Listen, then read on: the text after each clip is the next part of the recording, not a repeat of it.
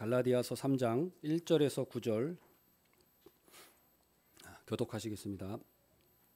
어리석도다 갈라디아 사람들아, 예수 그리스도께서 십자가에 못 박히신 것이 너희 눈앞에 밝히 보이거늘 누가 너희를 꾀더냐.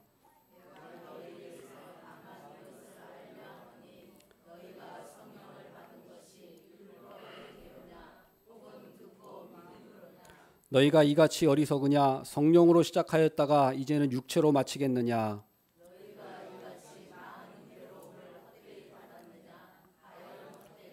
너희에게 성령을 주시고 너희 가운데서 능력을 행하시는 이의 일이 율법의 행위에서냐 혹은 듣고 믿음에서냐.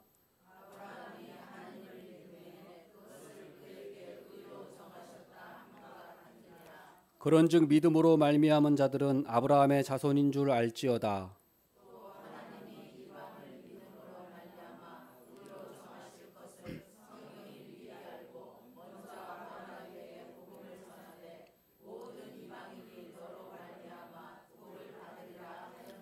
다 같이 읽겠습니다. 그러므로 믿음으로 말미암은 자는 믿음이 있는 아브라함과 함께 복을 받느니라. 아멘. 오늘 1절 말씀 보면은 어리석도다 갈라디아 사람들아 이렇게 얘기하고 있습니다. 어리석도다, 분별력이 없구나, 생각이 없다, 이런 말입니다. 어리석도다 갈라디아 사람들아 하고 책망하고 있어요. 바울 사도는 앞에서 베드로도 자기가 책망했다고 얘기했거든요. 외식했을 때 너도 유대인답게 살지 못하면서 이방인들을 유대인답게 억지로 살게 하려느냐 하면서 베드로를 책망했었어요. 바울이 대단했죠. 그러나 이 시가 오늘 본문에서는 이제 그 화살이 갈라디아 교인들에게로 향합니다. 어리석도다, 아주 강력한 책망을 하는 거예요. 3절에도 보면은 어리석으냐, 너희가 이같이 어리석으냐 하면서 또 얘기하거든요. 때론 강력한 우리가 책망도 필요합니다. 좋은 얘기도 우리가 필요하지만 때때로는 우리가 하나님의 말씀을 통해서 잘못했을 때는 지적도 받고 또 책망도 받을 줄 알아야 하는 것입니다. 저희 집사람이 저에게 누누이 얘기하더라고요. 밖에 나갈 때, 교회 갈 때 옷 다린 거 입고 나가라고. 제가 그냥 아무거나 걸린 걸 입고 나오다 보니까 집사람이 이제 그걸 저한테 여러 번 얘기했어요. 제 기억에도 한 3번 얘기한 것 같아요. 근데 어느 날 교회에서 있는데 전화가 갑자기 왔어요. 저희 집사람한테 와서. 옷 구겨진 거 입고 갔지? 제 옷을 보니까 정말 구겨진 걸 입고 갔더라고요. 근데 제가 보기에는 뭐 그렇게 많이 구겨진 것 같지 않거든요. 이게 저희 집에서 봤을 때는 이렇게 형광도 안 켜고 어두운 데서 봤을 때는 그냥 괜찮은 것 같아서 입고 나왔는데 그게 구겨진 거였던 거죠. 저도 몰랐어요. 그러니까 보니까 구겨진 거예요. 누구 망신시키려고 그래? 나 욕 먹이려고 그러지? 집사람한테 허락 안 받고 얘기합니다. 제가 지금. 그래서 제가 그 전화를 받으니까 아내가 정말 구겨진 옷을 입고 나가는 걸 아내가 정말 싫어하는구나. 그걸 그때서야 제가 이제 심정적으로 깨달은 거죠.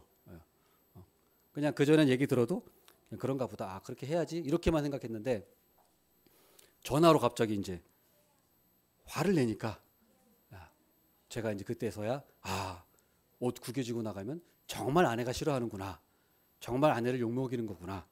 제가 그때서야 이제 실감을 하면서 이 말씀 갈라디아 교인들 바울이 막 호통을 치면서 어리석도다 갈라디아 사람들아, 이 오버랩이 딱 되더라고요. 그래서 역시 사람은 책망을 받아야 돼, 혼나야 돼, 잘못했을 때 혼나야 돼. 그래야 정신 차리더라고. 저도 딱 그때 정신 차려지더라고요. 다시 정말 이러면 안 된다. 이걸 그때서야 깨닫게 되더라고요. 인간은 그렇구나. 이것처럼 우리도 이 바울의 이 갈라디아 교인들에게 어리석도다, 갈라디아 교인들아 하면서 이 바울이 정말 이게 화가 났어요. 진노의 목소리로 갈라디아 교인들에게 한 거예요. 전화가 있었으면 아마 바울이 전화로 막 호통을 쳤겠죠. 진노를 보였겠죠. 그러나 이 당시에는 전화가 없었으니까 편지로 그냥 어리석도다 갈라디아 사람들아 하면서 책망을 한 것입니다. 우리도 이렇게 하나님의 말씀을 때때로 들을 때는 우리가 책망도 들어야 하는 줄 믿습니다. 할렐루야. 아멘. 뭐가 어리석다는 것이냐? 그리스도의 십자가 사역 보세요. 1절에 어리석도다 갈라디아 사람들아 예수 그리스도께서 십자가에 못 박히신 것이 너희 눈앞에 밝히 보이거늘 누가 너희를 깨더냐. 뭐가 어리석다는 겁니까? 갈라디아 사람들아 예수 그리스도의 십자가 사역이 너희 눈앞에 보이지 않느냐, 밝히 보이지 않느냐. 이거는 그 플랜카드 큰 현수막을 눈앞에 보듯이 그렇게 보이지 않느냐 그런 의미입니다.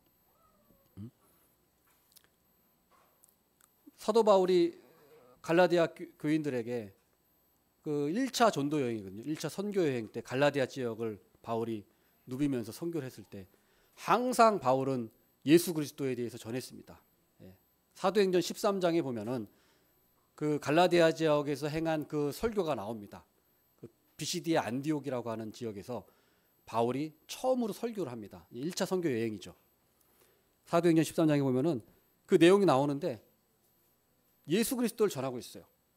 선지자가 구약 선지자가 누누이 전했던 그 예언했던 분이 바로 예수 그리스도다.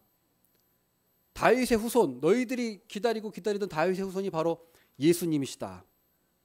세례 요한이 예언했던 그분이 바로 예수님이시다. 나사렛 예수 그리스도시다. 라는 것을 얘기합니다. 뿐만 아니라 그 예수님이 죽으셨고 부활하셨는데 그것도 성경에 기록되어 있는 것이다 하면서 구약 성경의 구절들을 들어서 예수님의 죽으심과 부활에 대한 그런 예언의 메시지들을 고찰하면서 또 그 예언이 바로 응했는데 그것이 바로 예수 그리스도 십자가 사역을 통해서 예수님의 십자가 죽음이 바로 예수님을 통해서 이루어진 것이다 라고 분명하게 얘기하고 있습니다. 그러면서 믿음으로 의롭게 된다. 율법으로 구원받는 것이 아니라 믿음으로 의롭게 된다는 것을 분명히 얘기하고 있어요. 사도행전 13장 38절 보겠습니다. 사도행전 13장 38절 39절 그러므로 형제들아 너희가 알 것은 이 사람을 힘입어 죄사함을 너희에게 전하는 이것이며 또 모세의 율법으로 너희가 의롭다 하심을 얻지 못하던 모든 일에도 이 사람을 힘입어 믿는 자마다 의롭다 하심을 얻는 이것이라. 예수 그리스도 그분이 바로 그분을 통해서 죄사함을 얻는 것이고 그분을 통해서 그분을 믿음으로 말미암아 의롭다함을 얻는 것이지 율법을 행함으로 의롭다 하는 것이 아니다라는 것을 분명히 갈라디아 교인들에게 얘기했어요. 설교 많이 했고 가르쳤습니다. 밤낮 가르치고 설교했습니다. 그런데도 불구하고 이 갈라디아 교인들이 믿음을 버리고 율법으로 가려고 한 거였어요. 그러니까 어리석도다 하면서 호통을 친 겁니다. 얼마나 답답했으면 그랬을까요? 그만큼 우리 사람은 사실은 믿음보다는 율법주의로 가려고 하는 게 사람의 부패한 성향이라는 거죠. 왜냐하면 율법을 하나하나 지키면 뭔가 눈에 보이거든요. 이것도 하고 이것도 하고 이것도 하면 지키면서 뭔가 그게 눈에 잘 보이고 확실하게 느껴져요. 믿음 하면은 뭔가 보이지도 않고 뭔가 좀 그렇거든요. 그러니까 율법이라고 하는 걸 막 단계를 계속 세부화시켜서 상세하게 만들어놔서 거기에 하나하나 지키면서 자기 만족을 하면서 다른 사람에게 자랑하면서 이게 모든 인간의 그런 본성이고 모든 종교의 특성은 다 그렇습니다. 모든 종교의 특성은 자기만의 계율들을 만들어서 다 그걸 하나하나 지켜나가는 거예요. 그러면서 사람을 옥죄고 그리스도인의 자유를 박탈하고 그렇게 해서 만들어진 것이 다 모든 종교의 공통점입니다. 그래서 바울이 어리석도다 하면서 호통을 치고 있는 것입니다. 지금까지는 바울이 자신의 메시지, 가르침을 상기해라, 상기시켜라 라고 얘기했다면 이제 2절부터는 너희들의 경험을 한번 상기해봐라. 너희들이 성령을 받은 것이 율법을 행함으로냐 아니면 믿음으로 성령을 받았느냐. 내 가르침도 내가 그렇게 가르쳤지만 믿음으로 의롭게 된다고 가르쳤지만 너희들 경험도 한번 스스로 돌이켜봐라. 그 얘기입니다. 2절 말씀 보겠습니다. 내가 너희에게서 다만 이것을 알려 하노니 너희가 성령을 받은 것이 율법의 행위로냐 혹은 듣고 믿음으로냐 이겁니다. 내가 너희에게서 다만 이것을 알려 하노니 너희가 성령을 받은 것이 율법의 행위냐 아니면 믿음이냐 듣고 믿음이냐 어떤 거냐 질문하고 답은 안 해요. 왜요? 너무 명확하니까. 뻔히 알고 있기 때문에 공통된 것이기 때문에 성령을 받은 것이 너희들이 할례를 지켜서 그런 것이냐 성령을 받은 것이 율법을 지켜서 그런 거냐 음식법을 지켜서 성령을 받은 것이냐 아니라는 겁니다. 우리가 성령을 받은 것은 율법을 지킬 때 성령을 받은 것이 아닙니다. 우리가 성령을 받을 때는 믿었을 때예요. 믿음으로 우리가 성령을 받습니다. 고넬료 보십시오. 고넬료. 베드로가 고넬료 집에 와서 청함을 받아가지고 베드로가 설교할 때 예수님을 전할 때 고넬료가 설교를 듣고 있는 중에 그때 성령이 그때 임했어요. 성령이 임했어요. 그때 무슨 고넬료가 율법을 행하는 것이 아니었습니다. 설교를 듣고 말씀을 듣고 진리의 복음을 들었을 때 그때 성령님이 임하는 거예요. 에티오피아 내시도 마찬가지입니다. 에티오피아 내시 이방인이죠. 에티오피아 내시가 마차에서 이사야 53장을 읽고 있었죠. 도살장으로 끌려가는 어린 양에 대해서 읽고 있었습니다. 근데 도대체 이 어린 양이 누구냐 모르는 거죠. 그때 성령께서 빌립에게 이르러서 그곳으로 가라 해서 빌립이 바로 그 이사야 53장 9절을 통해서 바로 그 어린 양이 예수 그리스도다 라는 것을 가르쳐 주죠. 이 복음의 진리를 에티오피아 내시에게 딱 분명히 알려주니까 그 복음을 듣고 에티오피아 내시가 믿게 된 거예요. 듣고 믿음이 생겼고 성령이 임하셔서 세례를 받게 된 겁니다. 에티오피아 내시가 무슨 율법을 행할 때 성령님이 임하셨다? 그런 거는 성경 어디에 없다는 것이죠. 120명의 제자들을 보십시오. 성령의 오순절 성령왕님을 기다리면서 그들은 믿음으로 기도하고 있었어요. 그들이 무슨 율법을 행하고 있지 않았습니다. 예수님께서도 너희들이 율법을 행하라 그러면 성령이 임할 것이다 라고 얘기하지 않으셨고 믿음으로 기다리라고 말씀하셨어요. 약속을 기다리라. 믿으라는 거죠. 이것처럼 우리가 성경 어디를 봐도 율법을 행해서 성령이 임했다라는 구절은 단 한 군데도 없습니다. 오직 믿음으로 믿었을 때 성령이 임한다는 사실을 꼭 믿으시기를 바라겠습니다. 3절 보겠습니다. 3절. 너희가 이같이 어리석으냐 성령으로 시작하였다가 이제는 육체로 마치겠느냐. 끔찍한 말이에요. 아니, 성령으로 시작했는데 육체로 마치려고 하느냐. 어떻게 그렇게 할 수가 있느냐. 잘 시작했어요. 성령으로 시작했어요. 근데 다시 율법으로 돌아가서 육체로 마치겠느냐. 마친다는 말은 인생 망치겠느냐는 거예요. 너희들 이신칭이 복음으로 너희들이 성령을 받았는데 믿음으로 성령을 받았는데 육체는 뭐냐? 율법주의를 말하는 거예요. 율법주의. 율법을 행함으로 의롭다는 율법주의로 너희들이 가서 인생을 망치려고 하느냐? 너희 신앙을 망치려고 하느냐? 거짓 선지자들에게 너희 인생을 망치려고 하느냐? 그거예요. 경고하는 겁니다. 그 다음 4절 보겠습니다. 너희가 이같이 많은 괴로움을 헛되이 받았느냐? 과연 헛되냐? 이신칭이 복음을 지키고 그 믿음대로 살려고 했기 때문에 율법주의자들한테 핍박을 받고 그랬던 거거든요. 지금까지 그렇게 해서 지켜왔는데 이제 와서 거짓 선지자들의 꿰매에 넘어가서 유혹에 넘어가서 인생을 망치려고 하느냐? 지금까지 받았던 괴로움들, 고난들 견디고 인내했던 거 다 헛수고로 만들 거냐? 우리가 성령으로 시작했다가 성령으로 마쳐야죠. 성령으로 시작했다가 율법으로 마치려고 하느냐? 절대로 우리 세비전교회 성도들은 절대로 단 한 명도 그래서는 안 되겠습니다. 헛수고가 되면 안 돼요.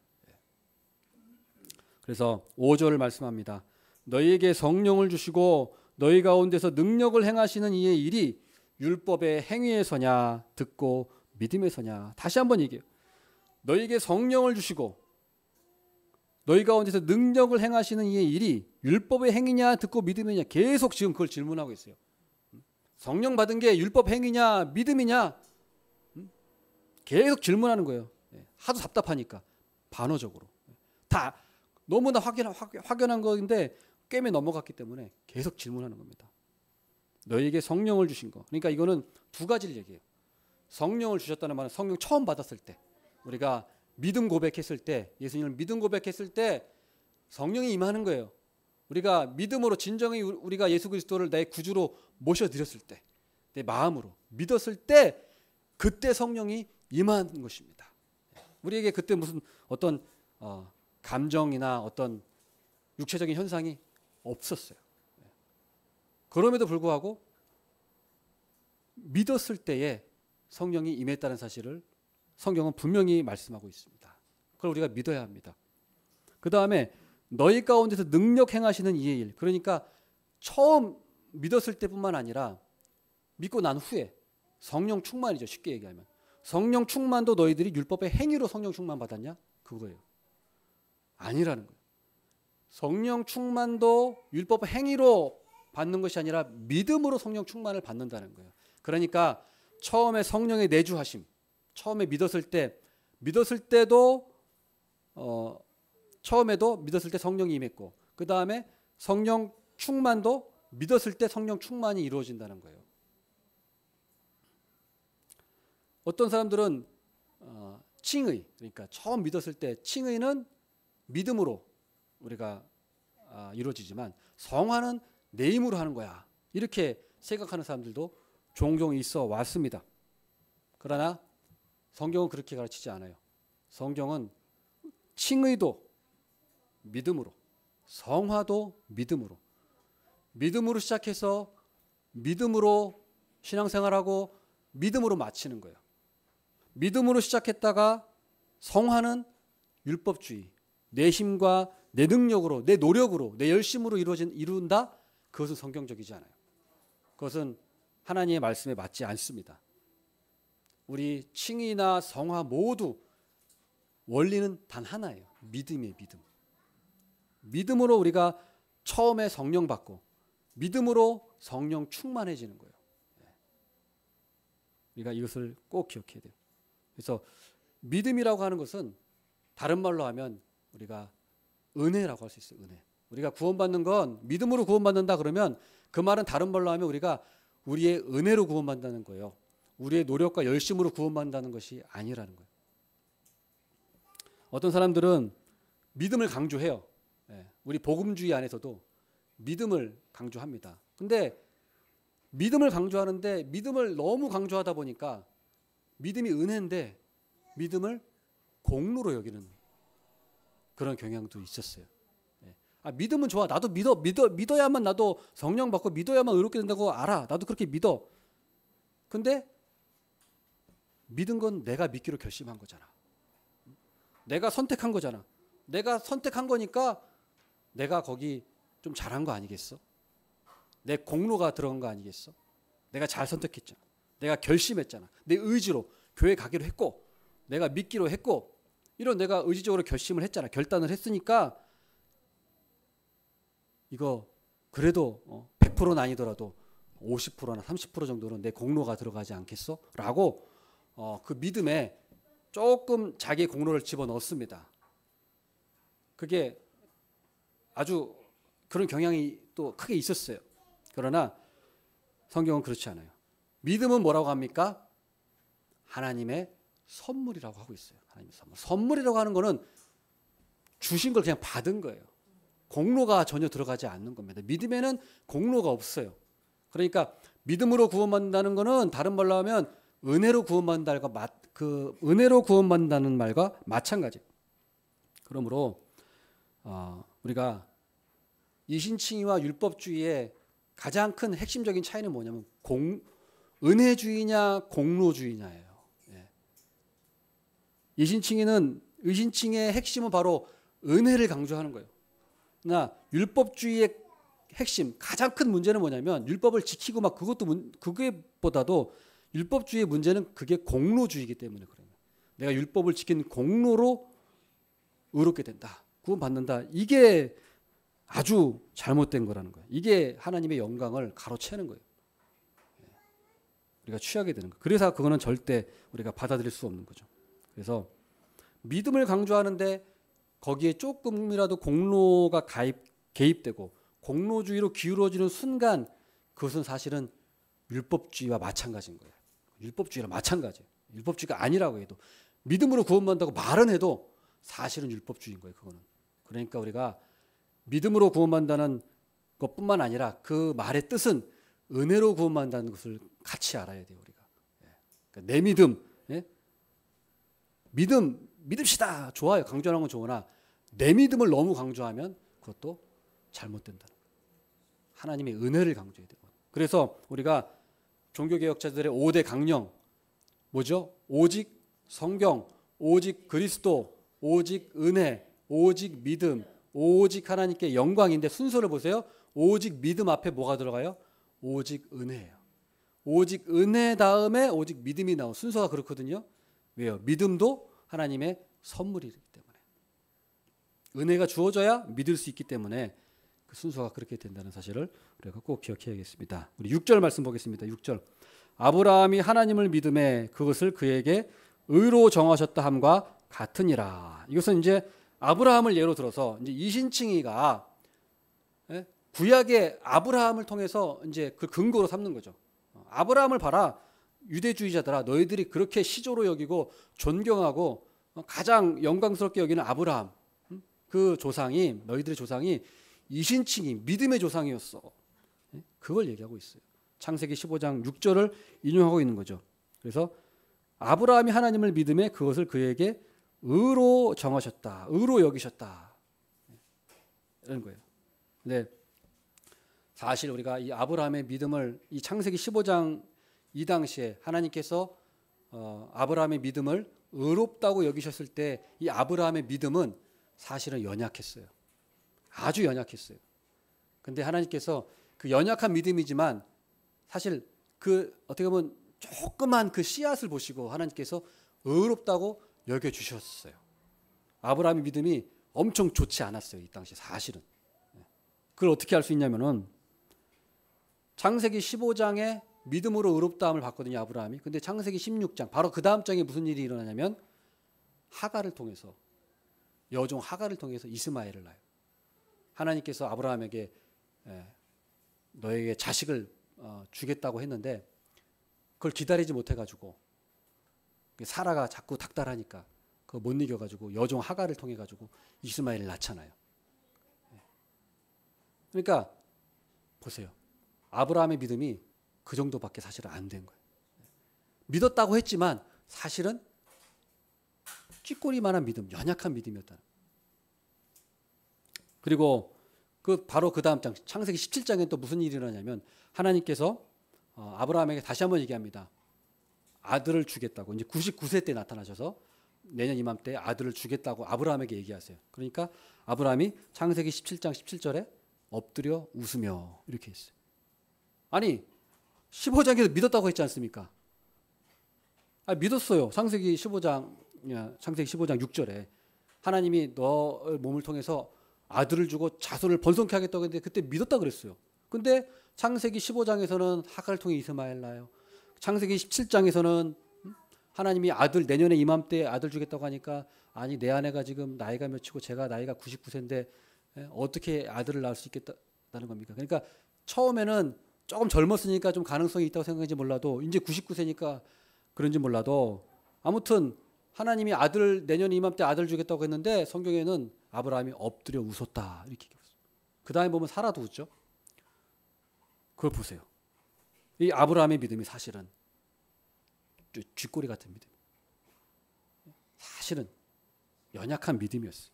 그런데 무슨 공로가 있어요? 그 아브라함이 믿어서 의롭다고 여겨주셨는데 그게 아브라함이 무슨 공로가 되겠습니까? 될 수가 없죠. 하나님이 그 조그만 믿음 그걸 가지고 그냥 은혜로 그래 내가 널 의롭다고 여겨줄게. 의롭다고 여겨줄게. 은혜로 구원받은 거지 내가 잘 믿어서 구원받은 게 절대 아닙니다. 내가 신앙생활 잘해서 구원받은 게 아니에요.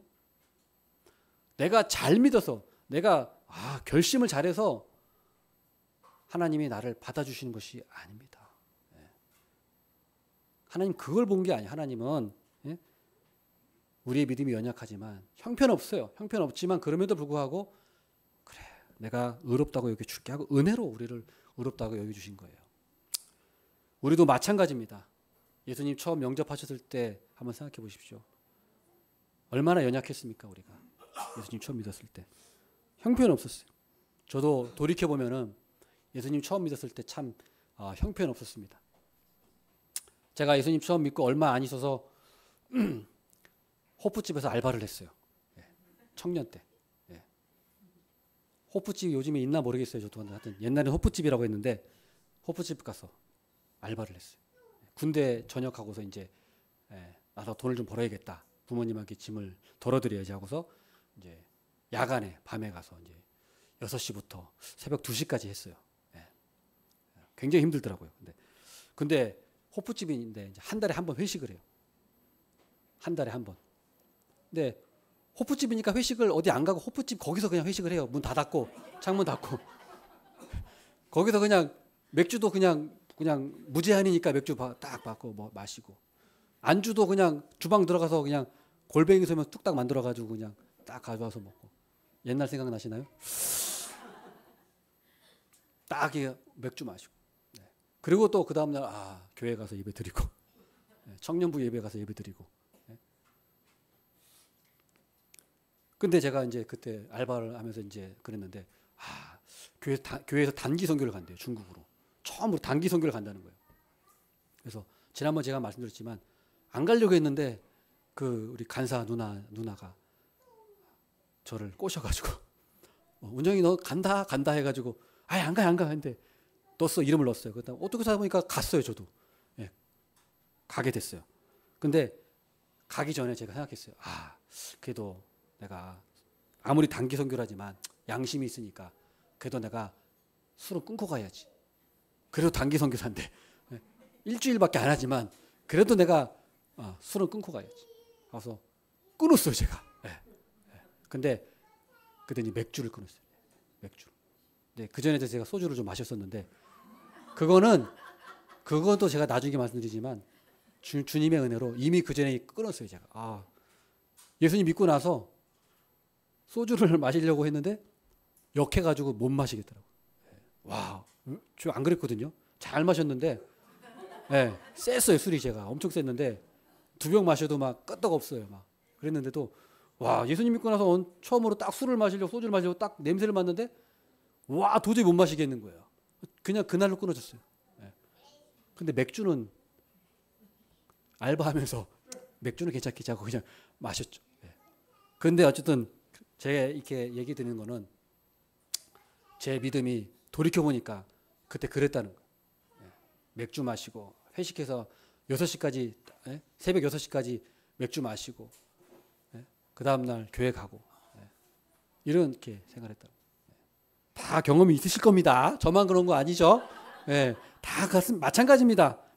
아브라함도 그랬어요.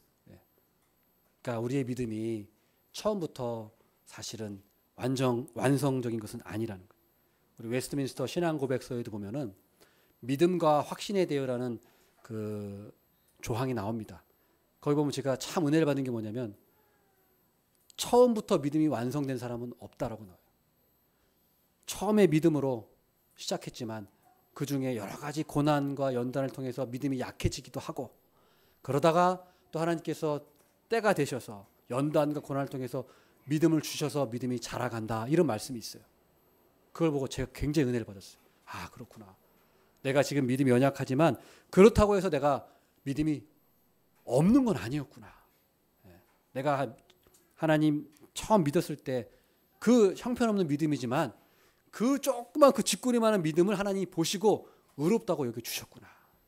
너무 은혜가 되더라고요. 그래서 이신칭의 복음을 너무 사랑하는 거예요. 이 진리의 말씀이에요. 우리가 이걸 꼭 붙들어야 돼요. 그래서 우리가 아무런 자격도 없고 아무런 공로도 없습니다. 우리가 은혜로 믿음으로 그리스도의 십자가 대속의 공로로 우리가 구원받았고 의롭게 됐다는 거예요. 우리는 믿음으로 시작했고 믿음으로 나가고 믿음으로 마치는 것입니다. 신앙의 전 과정은 믿음의 믿음. 그 과정에 조금 연약해지고 강해질 수, 그건 조금씩 왔다 갔다 할 수 있어요. 그러나 그것은 하나님께서 우리 연단의 과정을 통해서 우리 믿음을 자라가게 하시는 과정이라는 사실을 꼭 믿으시기를 바라겠습니다. 이것은, 이 원리는, 이 믿음으로 의롭다함 받는 이 원리는 유대인에게만 해당되는 것이 아니라 이방인에게도 해당되는 것이다 라고 말씀하고 있는 거예요. 7절 말씀 보면은 그런즉 믿음으로 말미암은 자들은 아브라함의 자손인 줄 알지어다. 유대인들이 한 거예요. 예. 8절은 이제 이방인들. 또 하나님이 이방을 믿음으로 말미암아 의로 정하실 것을 성경이 미리 알고 먼저 아브라함에게 복음을 전하되 모든 이방인이 너로 말미암아 복을 받으리라 하였느니라. 하나님께서 아브라함에게 복을 주시죠. 너를 축복하는 자를 내가 축복하고 너를 저주하는 자를 내가 저주하리라. 너로 말미암아 모든 족속이 너로 말미암아 복을 받으리라. 이게 얘기하잖아요. 근데 이걸 뭐라고 하냐면, 오늘 말씀 뭐냐면 바로 복음이라고 해요. 복음. 하나님이 아브라함에게 복음을 전했다고 하는 거예요. 복음 동그라미를 치셔야 돼요. 복음. 그러니까 우리가 복음을 신약에만 전해졌다고 생각하는 사람들이 있는데 잘못됐어요. 복음은 이미 구약 때 주어졌습니다. 물론 희미하지만 실체는 이제 복음의 실체는 예수님이 오셨을 때 실체가 오셨지만 그림자로서 또 희미하지만 복음은 이미 전해졌어요. 선포가 됐어요. 아브라함에게 보세요. 복음을 미리 전했다고 얘기 나오잖아요. 그래서 우리가 착각하면 안 되는 게 구약 시대 사람은 율법을 행함으로 구원받고 신약 시대 사람은 믿음으로 구원받는다가 아닙니다. 구약 시대 사람도 믿음으로 구원받았어요. 이 복음을 들은 사람, 앞으로 오실 메시아에 대한 이 메시지, 이 믿음으로 구원받은 거예요. 아담도 앞으로 오실 메시지, 창세기 3장 15절에 여자의 후손, 하나님께서 아담에게 말씀하셨죠. 여자의 후손을 줄 것이다. 그가 뱀의 머리를 상하게 할 것이다라는 게 바로 뭐예요? 예수 그리스도를 벌써 아담에게 복음을 전해주신 거죠. 그 아담도 그걸 믿음으로 구원받은 거예요. 뭐 아담이 율법을 지켜서 구원받은 것이 아닙니다. 그러니까 율법을 지켜서 구원받은 시대는 없었어요. 구약에도 믿음으로 구원받았어요. 신약도 당연히 믿음으로 구원받았고요. 그리고 율법을 지켜서 의롭다함 받은 사람, 구원받은 사람은 단 한 사람도 없습니다. 그런 사람 없어요. 그런데 율법주의로 끌고 가요? 그럼 망하려고 하는 거죠. 망하려고 하는 거예요. 지옥으로 끌고 가겠다는 거예요. 지옥으로 가겠다는 거예요. 우리는 절대로 단 한 사람도 율법 행함으로 구원받은 사람은 없습니다. 근데 내가 한번 그렇게 해보겠습니다 하시는 분들은 절대 그런 분은 없으시겠죠. 우리가 믿음으로 의롭다함을 받으신다는 사실을 꼭 믿으시길 바라겠습니다. 마지막 9절 말씀.